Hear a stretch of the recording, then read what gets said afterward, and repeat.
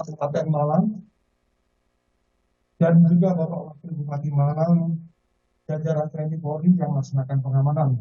Pertama-tama kami menyesalkan dan prihatin serta berduka cita atas terjadinya kejadian ini,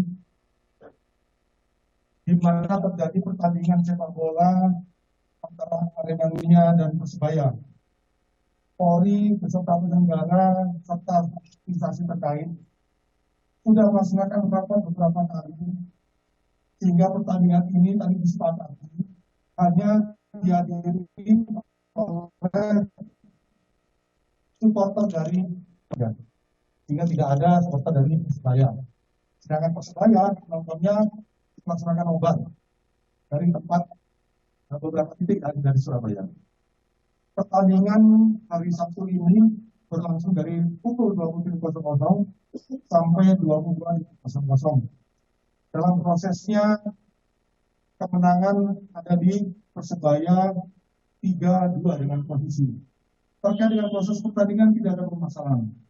Semuanya selesai.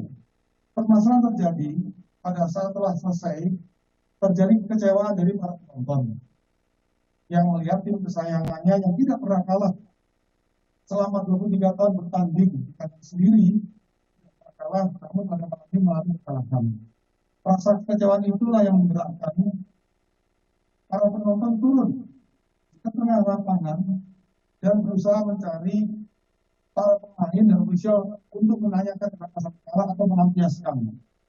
Oleh karena itu, pengamanan melakukan upaya-upaya pencegahan dan melakukan pengalihan supaya mereka tidak masuk ke dalam lapangan atau mengejar para pemain.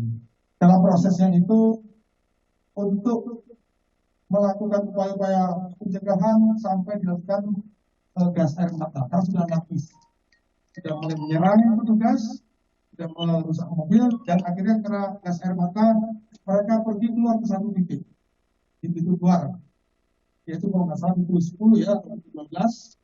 Kemudian terjadi penumpukan.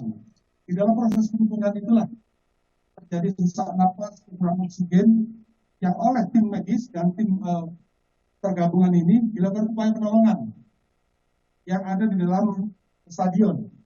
Kemudian juga dilakukan evakuasi ke beberapa rumah sakit.